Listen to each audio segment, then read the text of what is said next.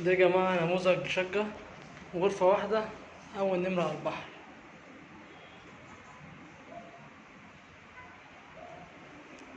غرفة فيها سريرين، فيها 2 بلكونة، صف أول على البحر مباشرة.